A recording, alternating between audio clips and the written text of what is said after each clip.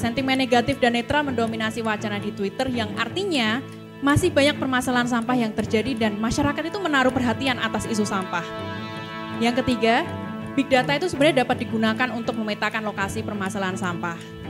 Yang keempat, sangat sedikit akun media sosial resmi pemerintah yang mengunggah terkait permasalahan sampah.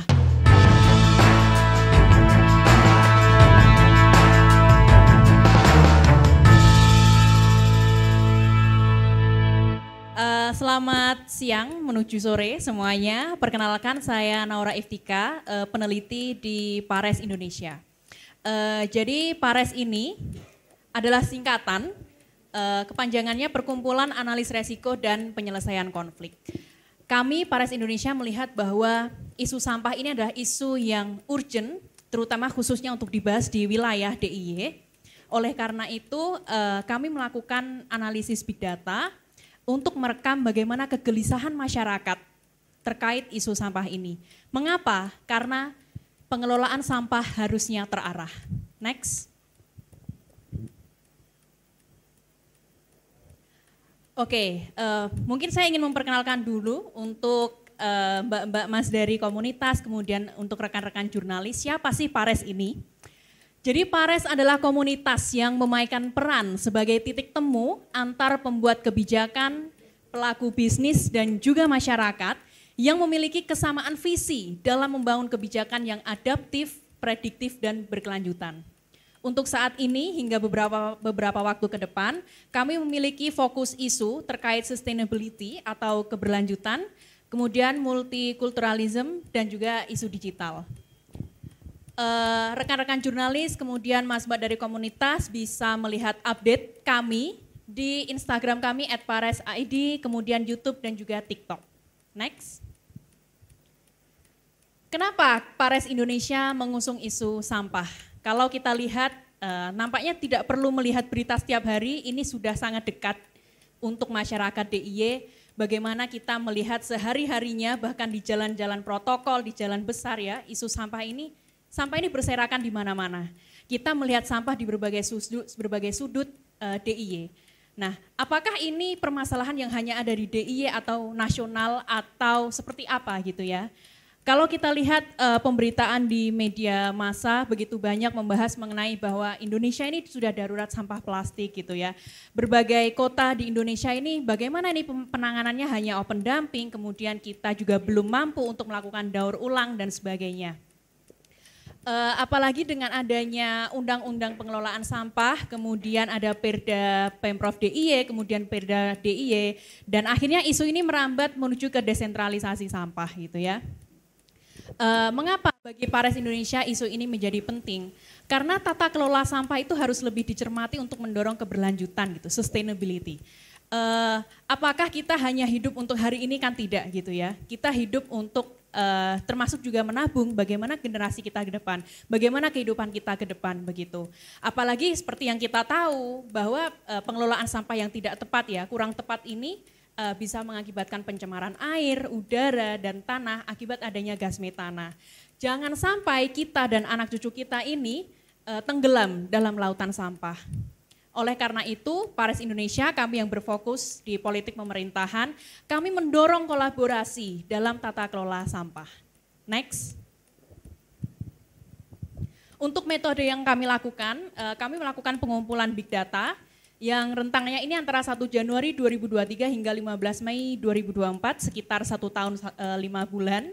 Dan kemudian sumber data ini berasal dari Twitter atau X, kemudian media massa online berupa artikel berita itu kita scraping, dan juga melihat tren di Google Trends. Kami menggunakan beberapa kata kunci untuk mereduksi data seperti pengelolaan sampah, sampah, TPA, dan juga bank sampah. Untuk jumlah data yang terkumpul itu di Twitter ada 4.000 sekian tweet, dan di berita ada 6.000 sekian artikel yang berhasil kami kumpulkan. Next. Temuan kunci dari hasil analisis kami bahwa Bandung, Jakarta, dan Yogyakarta itu mendapat sorotan tinggi dalam isu sampah. Yang kedua, isu sampah yang justru banyak dibahas di media itu berfokus pada penghargaan Adipura. Nanti kita lihat temuannya di slide selanjutnya. Yang ketiga, wacana yang mengelilingi isu sampah yakni terkait kota, pembuangan, dan pengelolaan. Yang keempat, Kota Padang ini paling banyak dicantumkan dalam wacana bank sampah. Dan yang terakhir, sentimen masyarakat di media sosial itu, di Twitter, didominasi oleh sentimen negatif. Next. Oke, kita akan membahas mengenai media massa terlebih dahulu. Next. Kalau kita melihat ketika memasukkan keyword kata kunci sampah gitu ya, di media sosial, di media berita maksud kami, yang paling banyak dibahas itu Yogyakarta, baru setelah itu Bandung dan Jakarta. Berarti kan Yogyakarta ini secara regional itu mendapatkan fokus, dapat perhatian dari media bahwa memang ada isu yang harus dibahas ini mengenai sampah dan ini urgent begitu ya. Next. Nah ini kalau kita lihat area yang dibahas di isu Yogyakarta itu paling besar ada Bantul, kemudian Piungan, Sleman, dan Gunung Kidul.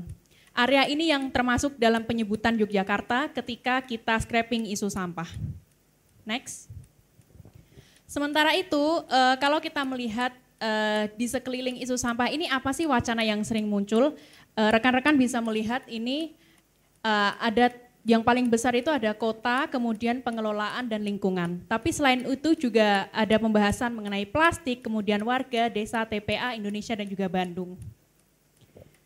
Nah, apa yang menarik dari grafik yang kami temukan selama 1 tahun 5 bulan itu ya, jika rekan-rekan melihat ini ada grafik yang begitu tinggi kan.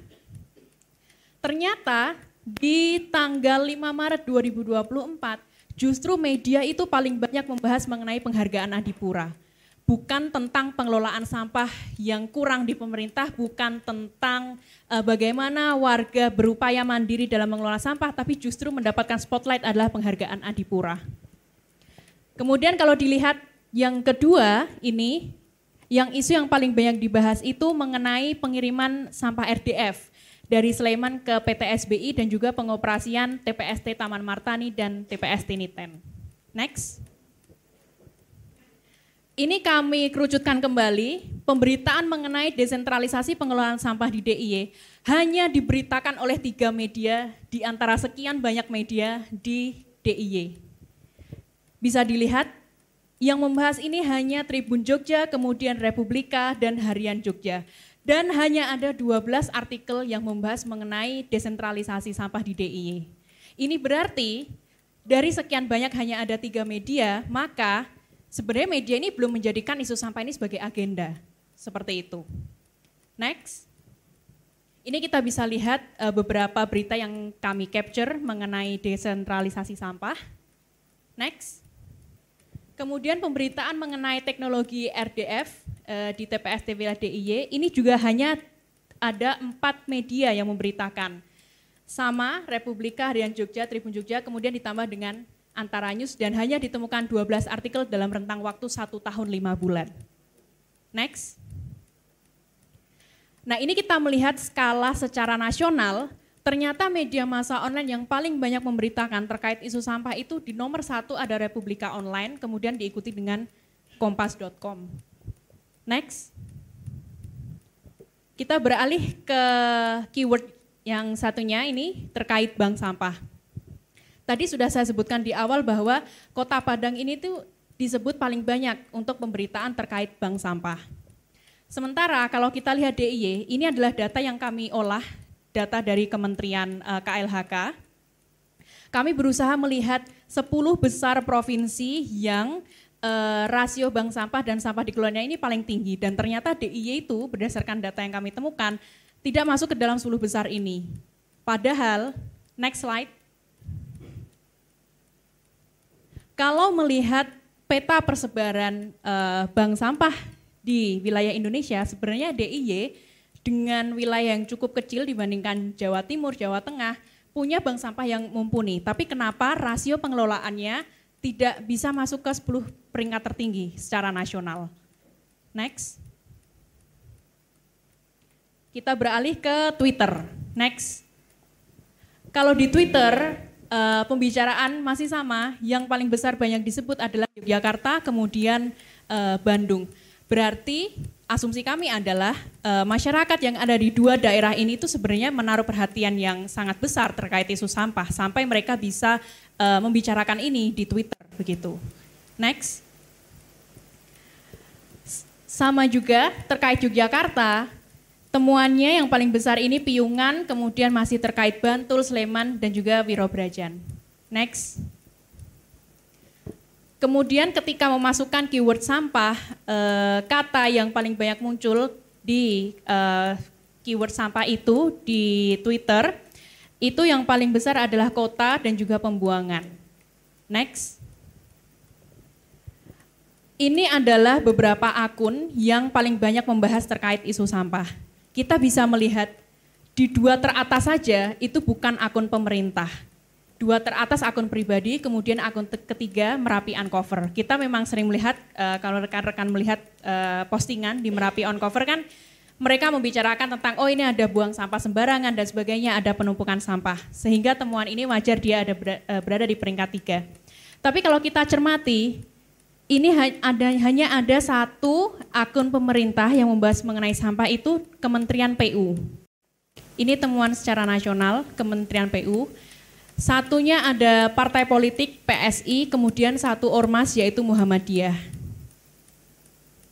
Jadi minimnya akun pemerintah yang membahas sampah itu menunjukkan tidak adanya fokus untuk menangani sampah. Tidak adanya kegiatan terkait sampah dan tidak adanya upaya untuk menggaungkan isu sampah. Jadi tidak ada upaya dari pemerintah untuk spreading awareness ke masyarakat melalui media sosial mereka. Next. Ini adalah tweet yang memiliki paling banyak interaksi. Kita compare dengan next slide, akun yang kedua. Mereka ini kalau dilihat, mereka banyak memention seperti Greenpeace, kemudian Walhi Nasional begitu ya. Ini juga Walhi Nasional. Next. Seperti yang tadi sudah saya sebut, kalau akun Merapi Uncover, mereka membahas mengenai ini, seperti info dari Pemkab Sleman atau bahwa ini menunjukkan kondisi TPST Piungan dan juga tweet dari masyarakat begitu ya. Gara-gara buang sampah, protes dan sebagainya. Next. Sementara kalau kita cermati, tweet dari Kementerian PU, mereka fokus kepada apa yang dilakukan oleh pejabat mereka untuk terkait infrastruktur sampah begitu. Hanya memberikan update apa yang pejabat kementerian tersebut lakukan ketika menangani isu sampah. Next. Kemudian untuk Muhammadiyah ada pola yang sama, mereka melakukan tweet terkait apa yang dilakukan oleh petinggi atau elit Muhammadiyah terkait isu sampah. Dan statement-statement mereka menanggapi isu sampah di Indonesia. Next. Kemudian ini kami tampilkan untuk tweet dari partai PSI. Menariknya adalah di 3 tweet yang memiliki interaksi paling atas ini, PSI mencoba untuk spreading awareness. Mereka menyampaikan bahwa kita perlu bertanggung jawab atas sampah plastik, kemudian ada nih undang-undang terkait pengelolaan sampah, dan juga menyampaikan bahwa ini ada dampak negatif terkait tumpukan sampah. Justru mereka melakukan spreading awareness. Next. Nah, berbeda dengan temuan yang ada di berita, grafik untuk isu Twitter itu justru tinggi di bulan Juli karena penutupan sementara TPA Piungan. Yang ini kayak kami melihat bahwa memang sebenarnya ada gejolak yang begitu besar di masyarakat sampai grafiknya begitu signifikan naiknya. Next.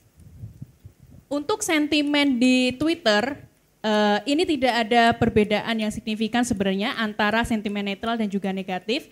Tapi kalau kita bandingkan sentimen negatif dengan positif, ada timpang yang begitu besar. Next. Ini kami tunjukkan bagaimana tweet yang positif sentimennya, kemudian netral dan juga negatif. Next. Kami mencoba melihat dan menunjukkan interaksi yang dilakukan. Ini yang paling besar akun medsosnya adalah Merapi Uncover yang membahas mengenai sampah tadi ada di peringkat ketiga. Jadi akun Merapi Uncover itu memang kerap membagikan informasi mengenai permasalahan sampah di Yogyakarta dan ini mendapatkan banyak sekali respon dari netizen. Kita tahu dari interaksi engagement mereka. Kemudian kita ambil salah satu sampel akun kegoblokan Anfaidah ini, itu malah membagikan informasi mengenai Pandawara Group ya, komunitas yang sering membersihkan sungai keliling Indonesia. Oke, next. Ini adalah contoh tweet dari Merapi Uncover. Next. Ini yang dari kegoblokan Anfaidah. Next. Hanya di forum ini saya bisa bilang kegoblokan Anfaidah ya. Oke. Nah, untuk isu terkait bank sampah ini justru temuannya menarik karena yang paling banyak disorot itu justru daerah Cilegon. Karena ternyata setelah kami dalami ternyata memang Cilegon ini bank sampahnya cukup aktif begitu ya. Dan banyak disebarkan informasinya di Twitter. Tapi sekali lagi juga Yogyakarta ini masuk ke peringkat 3 besar gitu untuk isu terkait bank sampah. Next. Oke, kita beralih ke yang terakhir, Google Trends. Next. Ini timeline, kita melihat grafik timeline di Google Trends terkait isu sampah. Next. Kalau kita bandingkan di Google, kemudian Twitter dan berita ini memang tidak ada kesinambungan. Masing-masing media sosial, media massa juga Google itu punya grafiknya tersendiri terkait isu sampah. Jadi tidak bisa kita bilang bahwa ada sinkronisasi antara agenda media dengan opini publik di Twitter. Secara regional, banyak sekali orang yang mencari keyword sampah di Google itu berasal dari daerah Yogyakarta. Kalau tadi kita melihat, saya mention ada Jakarta nih yang banyak dibahas di media. Justru malah orang-orang Jakarta ini yang paling sedikit browsing tentang sampah di Google, begitu. Next. Apa wacana yang muncul terkait sampah? Jadi ketika orang mencari tentang sampah, itu ditemukan topik yang berkaitan dengan sampah itu seperti ini. Dan yang paling banyak dicari setelah mencari sampah adalah plastik, kemudian rubbish bin. Dan untuk orang-orang yang mencari sampah itu diikuti dengan mencari terkait daur ulang sampah, kemudian memilah sampah, dan sebagainya. Next. Yang paling banyak dicari di Google tentu sampah adalah dalam artian definisi sampah begitu ya. Oke, next. Kesimpulannya, sorotan isu sampah itu masih terpusat di kota besar ya, seperti Jakarta, Bandung, Yogyakarta yang menjadi indikasi bahwa terjadi darurat penanganan sampah di perkotaan. Tapi bukan berarti bahwa di area pedesaan itu tidak terjadi darurat sampah begitu. Yang kedua, ketimpangan antara sentimen positif dengan sentimen netral dan negatif itu tampak sangat jelas. Sentimen negatif dan netral mendominasi wacana di Twitter yang artinya masih banyak permasalahan sampah yang terjadi dan masyarakat itu menaruh perhatian atas isu sampah. Yang ketiga, big data itu sebenarnya dapat digunakan untuk memetakan lokasi permasalahan sampah. Yang keempat, sangat sedikit akun media sosial resmi pemerintah yang mengunggah terkait permasalahan sampah. Artinya pemerintah daerah itu sebenarnya perlu meningkatkan komunikasi dengan masyarakat melalui media sosialnya mengenai pengelolaan sampah, bukan hanya publikasi mengenai apa yang dilakukan pejabat pemerintah. Oke, yang selanjutnya, walaupun permasalahan sampah itu belum menjadi prioritas utama pemerintah daerah. Selanjutnya, walaupun Yogyakarta ini paling banyak memiliki permasalahan sampah, tetapi masyarakat Yogyakarta itu juga sebenarnya paling sering mencari informasi mengenai sampah. Artinya, masyarakat Jogja itu memiliki kesadaran yang tinggi terhadap isu sampah. Dan yang terakhir, banyaknya permasalahan sampah yang dibahas di media sosial dan media berita, serta minimnya komunikasi dari pemerintah mengenai sampah, menunjukkan bahwa pemerintah itu tidak memiliki kapabilitas yang mumpuni untuk menyelesaikan permasalahan sampah. Semoga temuan ini bisa didiskusikan antara rekan-rekan kemudian dengan para narasumber. Sekian presentasi dari saya, terima kasih. Saya kembalikan ke Mbak Devi.